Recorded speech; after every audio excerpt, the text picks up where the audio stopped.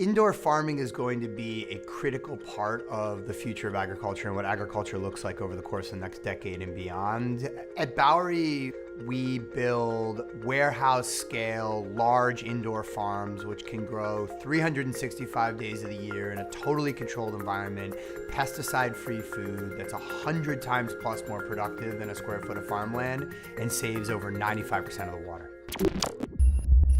Agriculture today already is a consumer of 70% of the world's water supply.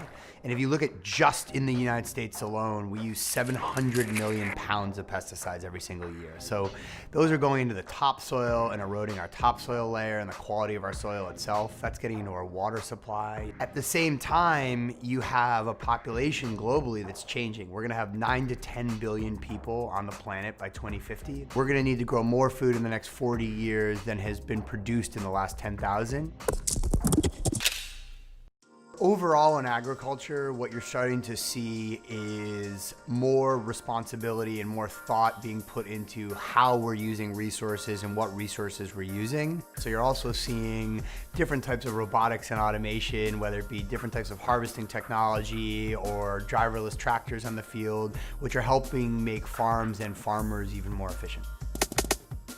The Bowery operating system really is the brains behind our farm. So we are taking in millions of points of data in real time that have an impact on plant health and quality, plant yield, even things like taste and flavor. And we can adjust things like light intensity and spectrum, nutrients, airflow, temperature, humidity, all of which have an impact on the quality and freshness and taste of the crops that we're growing at Bowery. So it doesn't actually take somebody very long at all to be able to understand how to use our software and how to operate in our farms. And that also means that the Bowery farm is a very scalable farm because we don't need agricultural experts in every single city that we move into.